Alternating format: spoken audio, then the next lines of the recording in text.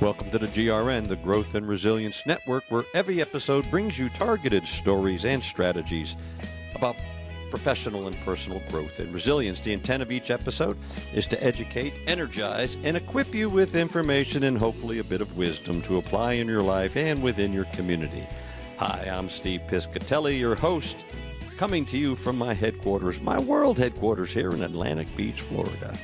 Today, we continue our 7-episode series that highlights transformational stories about community building and community sustainability.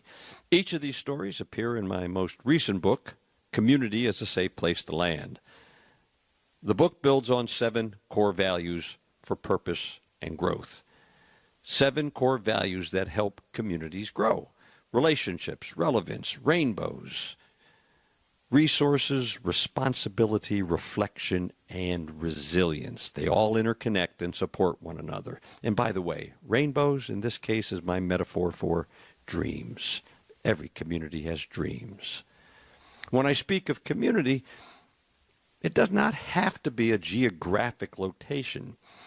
You'll see that the concept of community can and does connect to groups of like-minded people who respect and support one another, whether they're living in the same neighborhood or a virtual community from around the globe. People who come together and grow from their interactions, their resources, and their relationships. Now, this episode focuses on the powerful work performed by the Clara White Mission in Jacksonville, Florida. And when I use the word powerful in this case, I mean relevant to community, relevant to client needs and growth.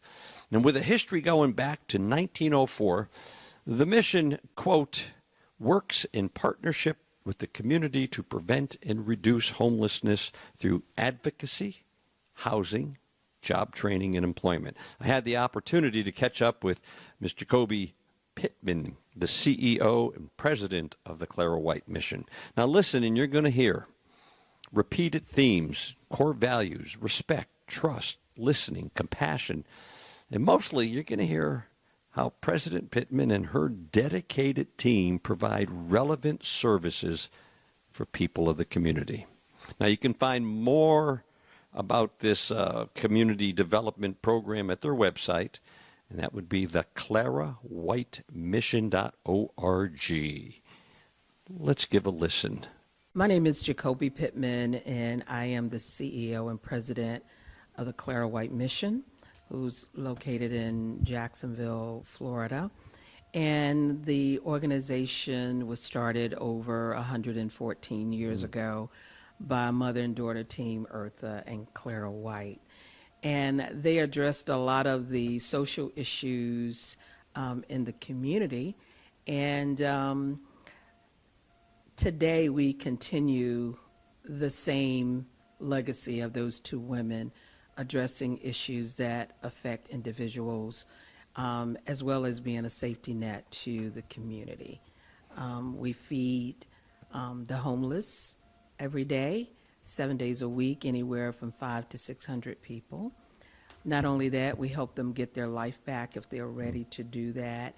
In our vocational training programs, our social services, supportive services, anything that they need to help support them in getting their life back.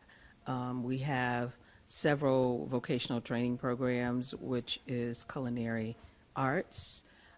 We also have janitorial and environmental services and construction services and safety. So all of the individuals that come here usually have some type of experience, but because they don't have any type certifications or educations that will allow them to compete to get jobs, most of them work in temporary labor labor agencies, which does not pay them what they really worth. So what the Clara White Mission decided to do was to particularly target on the homeless, low-income, homeless veterans and ex-offenders. Is it a transient population for the most part? For the most part, For the most part, it because you is. have residential. We have residential, but a lot of our residential residents come from our feeding and or our drop-in program. So, with the emphasis on this new book of mine, this idea of community building, Absolutely. sustainability, how do you do that with a transient population? Because one thinks of a community of people that are together over and over and over again, and you build this inclusiveness and camaraderie, and we're going to help one. How do you do that when they're in, out, in, out? Well, I think, first of all, from what I hear from the clients is that they trust Clara White Mission. Trust big. And they feel if they come here for help, not just for a meal, but if they're ready to transition their life from the streets to more of being a productive citizen, that Clara White Mission is the place to do that. We treat everybody with respect. Everybody has a story. And it's important that we listen and not just provide services, but provide the services that are impactful and visual. I mean, so again, in order to do that, you have to have the financial and the political where to do that and a seat at the table. Right. And you help provide that, obviously, because you've got some legs in this community, some roots. Absolutely. Yeah. Well, I'm a native here. I grew up in public housing about 5 blocks away from here.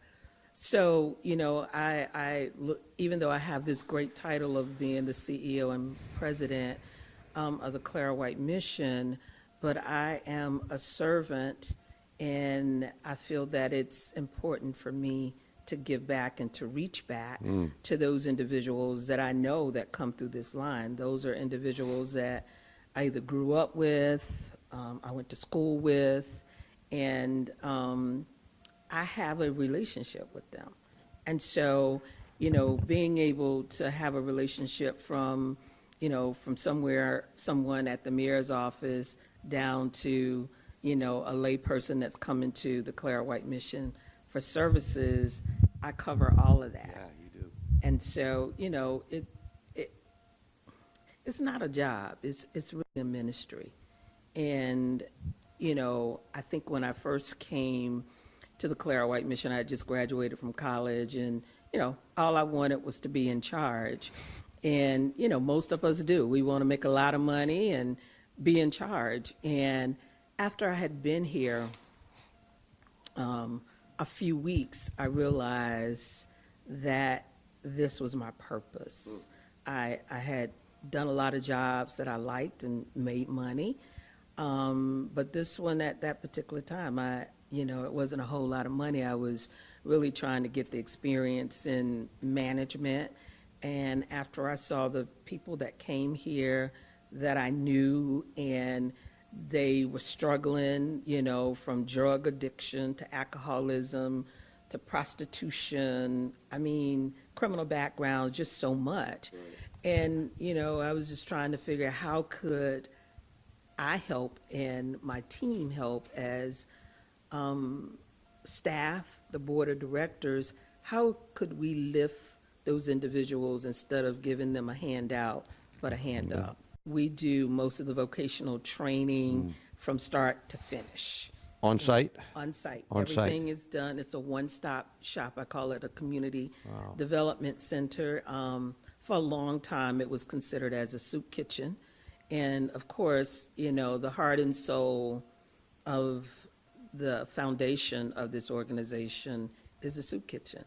And so we wanted to transition the soup kitchen and to more of a community development center where it wasn't just about feeding. It was really taking the person, to the next level. And that goes back to Clara White, right? Absolutely. I mean, giving sandwiches off her porch. Oh, absolutely. Is that?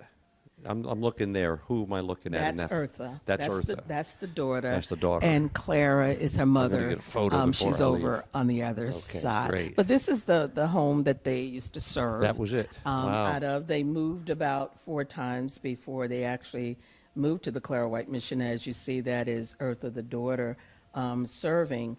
And even at that time, a lot of their clientele were men.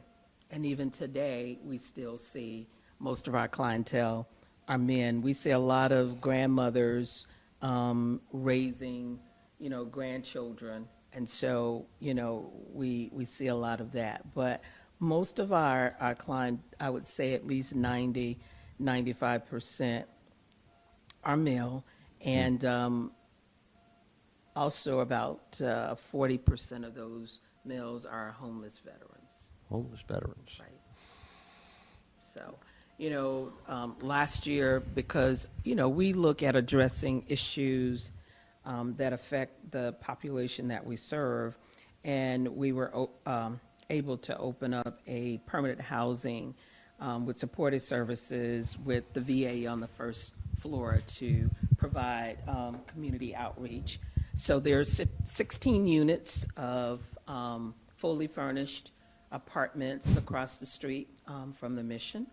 And only thing they have to do is show up with their clothes. They get cable, internet, the apartments.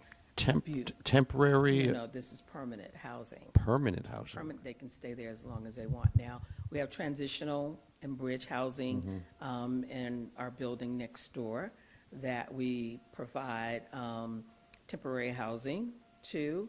And then we also provide a drop-in day center for those that don't want to be in anybody's program. You can come in, take a shower, wash your clothes. If you don't have an address, you can utilize the mission as your address. Wow. Now, you've mentioned twice, and this really kicks in with these 7 R's and responsibility.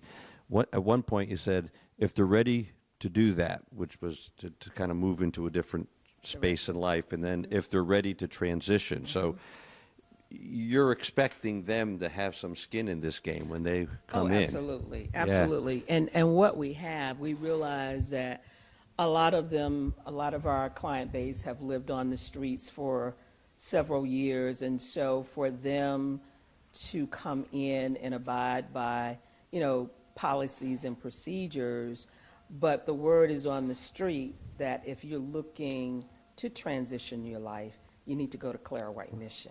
And I've kind of heard that thread throughout those that have been very successful, that have graduated from our program. We've graduated over almost 1,000 students, and 75% of them are still in the workforce.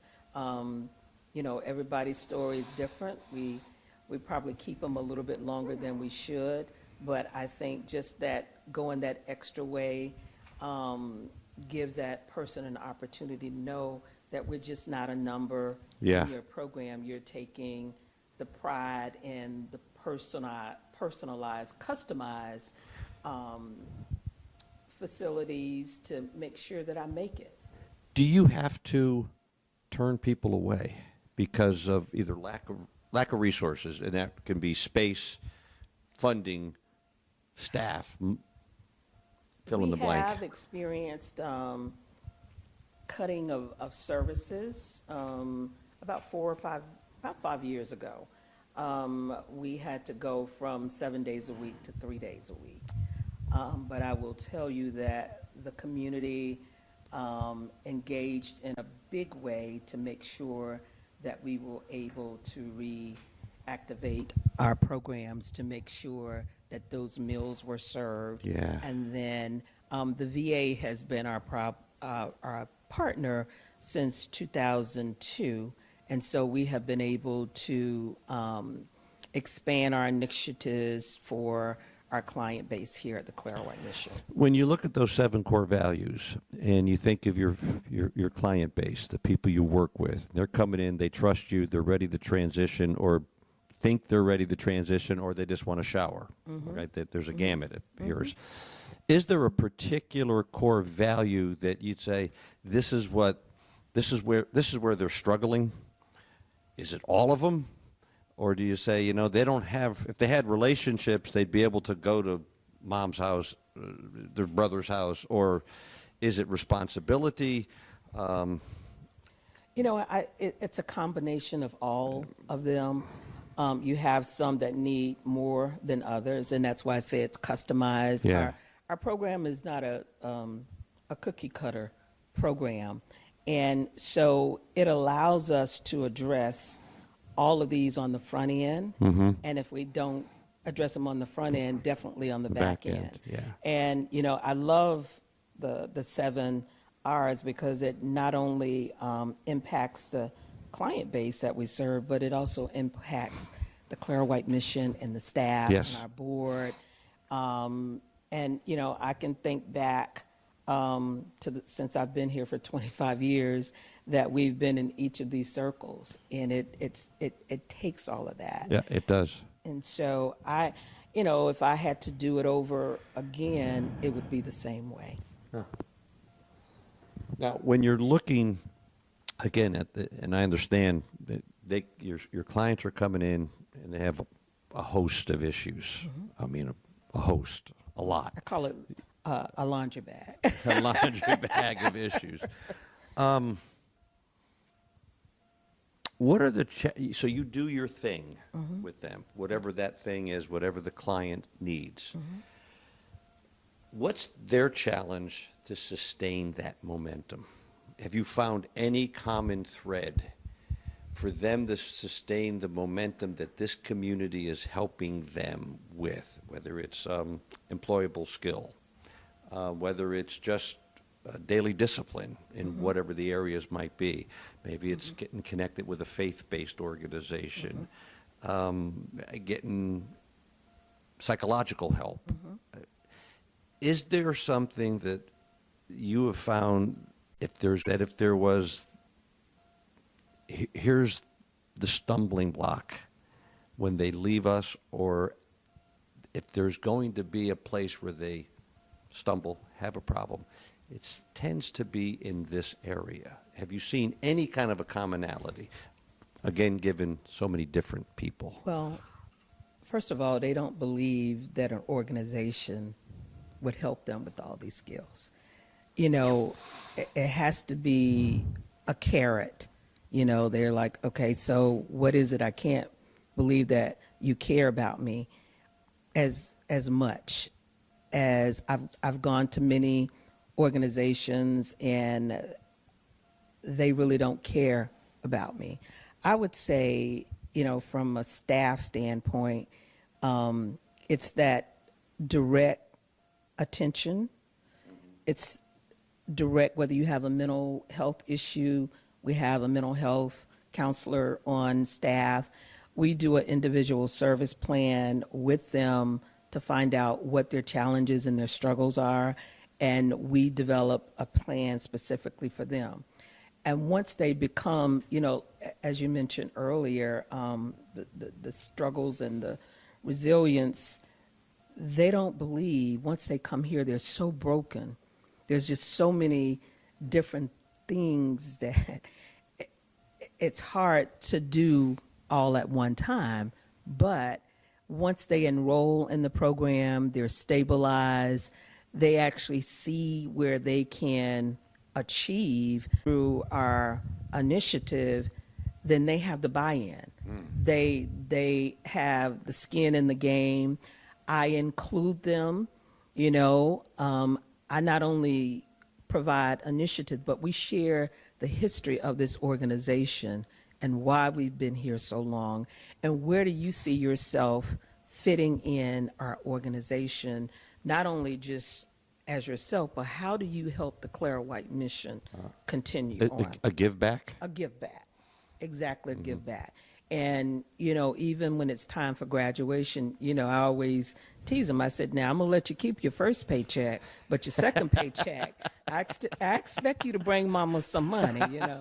And of course, you know, they get a kick out of that. And I said, you know, once you're in the family, you're always in the family. As long as you leave in good grace, you're okay. fine. You're okay. But I find out, you know, to make a long story short, I kind of went around, but I think once they feel that they're engaged and that they can trust us to do what we say we're going to do, they tend to have the buy-in. Of course, I also bring graduates of the program. The alumni. The alumni, to talk with them and tell their story. And that's powerful. And when I tell you, it gets them every time. Yeah. More than, I mean, you're powerful. You're a force of nature. You get the alum that come in. Absolutely. Who's walked in those steps. They walk them through everything. And, you know, we show our video of when a person comes and what happens when they leave. And they get a chance to meet all of the staff, from the administrative staff down to the direct staff. Gotcha. And you've mentioned trust so many times, and that is so powerful. It's great to hear a leader talk about trust. And I get the sense it's not just talk. Oh, it's not. I mean, we put our money. It's a core value. Yeah, it is. It's a core value. And to continue the legacy of both of these women who've made a difference. And, you know, there's several organizations that have closed in the last few years because of funding, you know, but we have tried to develop relationships. We do what we say we're going to do. Yeah, you mentioned on your website the relationship. You mentioned partnerships with community to reduce homelessness through advocacy, housing, job training, employment. Yes. So you're constantly having to keep those relationships Absolutely. nourished and nurtured. Absolutely. Constantly. Always. Yeah. always engaged, involved You in need the them community. to provide for what your clients need. Absolutely. Correct? And, you know, not only that, it's a win-win for both, because some of the partnerships that we have, they need our information on our client base. And then we need them for support Sure. on what we do. So it's definitely a win-win. What if you leave today, you lock the door, and Clara White Mission never opens again? What's the impact on the community? I don't even see that, but Yeah, I'm saying it's a big what if. It is. What's the impact? Where do your people go? That's a tough question. Yeah. Because again, as I mentioned earlier, we had to reduce our services from 7 days a week to 3 days a week. And we actually reached out to some of our partners in the community to see if they could be able to help us. But even doing that, it was a tremendous strain financially on those organizations to accommodate us during that time. So, you know, I hope this never happens, but we depend on the community. How does the community, the larger community, you know, I'm looking, and I think that building across the way there, through the windows, the old Stanton, right? Probably, I don't know if it was the original, but Right, it is. There it is, 1867 or something to that Right. effect. Okay. This is a vibrant historical community. How do you reach out beyond to folks who don't even, who might drive by it every day going to and from work and say, well, isn't that nice? Oh, they're in line again. How do you even attempt to do that? Do you go into corporate America down here? I do. I mean, social media has really been our friend. That's helped. And I think rebranding the organization from just a soup kitchen Right. to more of a community development center has cool. been helpful. We have this major fundraiser that we do, the Miracle on Ashley Street, which allows the engagement of those individuals that are passing by the mission. We just had that recently. Matter of fact, it was on May 18th, where we fed over 1,300 people in 2 hours. And what that fundraiser does is it brings the community and it brings the homeless together that utilize our services every day, and you get a chance to serve them. So the community celebrity servers pay to serve. And the client base are being served, from someone from the mayor's office down to business leaders, down to people like yourself who's retired that want to be involved in something like this. That is cool. All right, and we'll wrap it up. Just a couple more questions. We all talk about best practices. You've got them. That's what keeps you going. This is the best practice. This is the best practice. One of the challenges with best practices, and I found this in education for sure, is that we can become historically mired that, well, this is how we've always done it, so we're going to continue to do it this way because it's always worked. But there are these weak signals at the same time. They're not quite trends yet, but there's a pattern out there. There's something knocking on the door saying you might need to rethink your best practices. Can you think of something, and given what you do for this community in Jacksonville, Florida, Northeast Florida, are there some weak signals with what you do saying that we've got to, and maybe you're already transitioning yourself, that we can't do this the way we did it in 1980 or in 1990? I mean, one of the things we think immediately is always technology. That's been a big, so that could be a piece of it.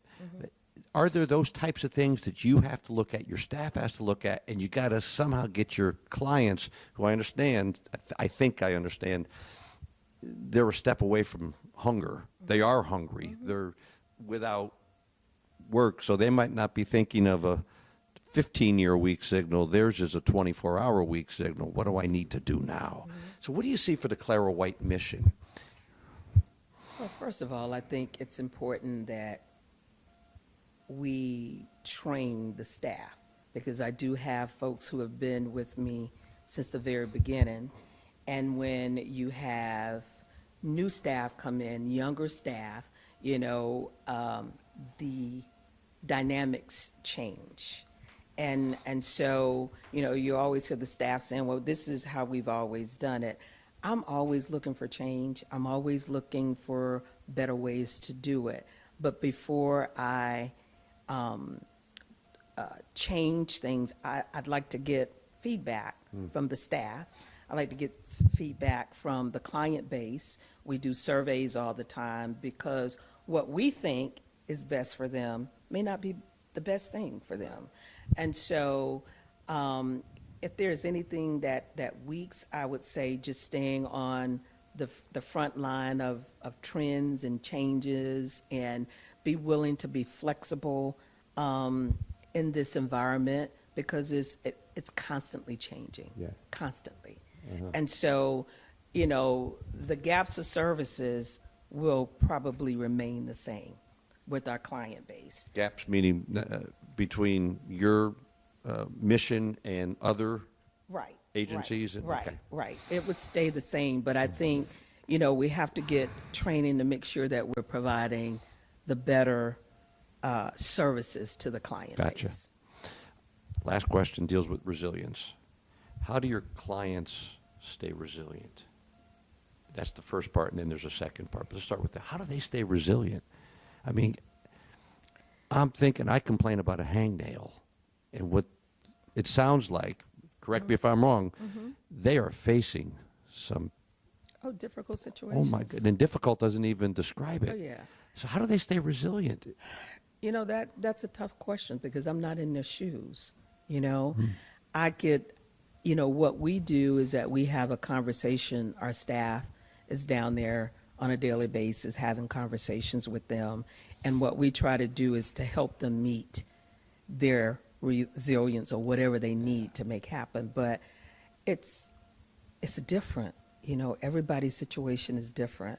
And when they have made that first step, they feel like I can move on because I have a support system behind me. The Clara White Mission is that support system and that safety net to help them get to that next point. That's so powerful.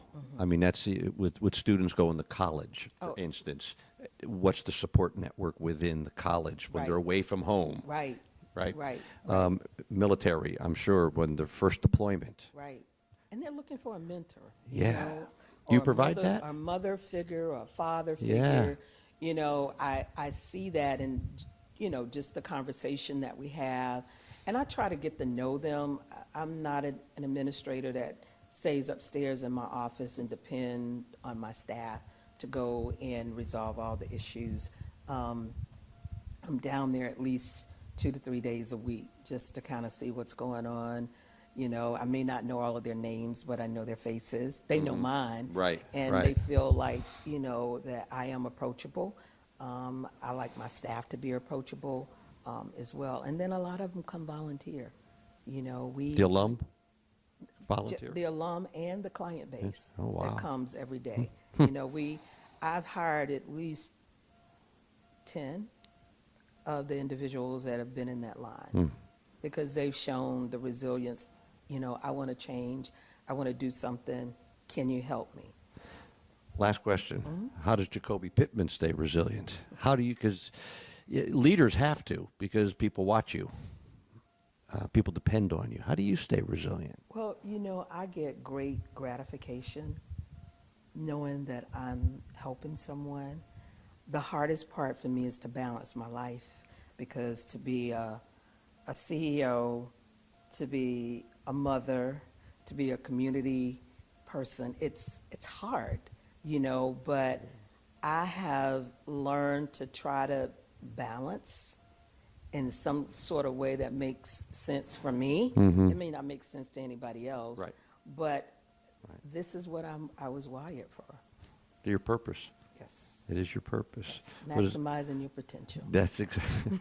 Well, I think it was Mark Twain said something to the effect of the 2 best days or the 2 most important days in your life: when you were born and when you discovered why. Right. And I think you found the why. Exactly. Yeah. And what have you done between the dashes of when you were born And- and when you leave this place? Yeah, exactly. You know, I like to live by, you know, my motto is on a mission for the mission. But I live by the motto of Eartha and Clara White, and it says, do all the good you can in all the ways you can for all the people you can and all the places you can while you can. Wow. I think that's pretty profound. That's not pretty. It is very. That is profound. And I try to live my life like that. You know, I spend most of my time here. I have fun, but I work like heck. Yeah. I saw you when you opened your door. Woof. There was a wind that went by. I know. The last thing would be, is there anything that you'd want to say to make sure I capture it that I didn't ask you, you didn't have a chance to, anything? You know, I also like to keep the door open for individuals who like to give back. You know, a lot of folks don't give back because they're not asked or they don't know where to start. So in my presentations, I always tell folks, you know, you may not know someone, but you can give back. You know, if you don't have the money to give back, you can go volunteer and make a difference, whether it's in a child's life or a senior citizen's life. There's a purpose for you on this journey. And that's why we're all here at some point in time. So, you know, those that are listening, you know, I would love for them to come here and volunteer at the Clara White Mission, but most nonprofits need individuals that can give their time, talent to their organization. Yeah. That's powerful. Thank you. You're welcome. We'll wrap that. That's good. All right. You are good. Of course. Now, what a way to end that conversation with Ms. Coby Pittman of the Clara White Mission. Let me share those words again. Really that, mission of the mission.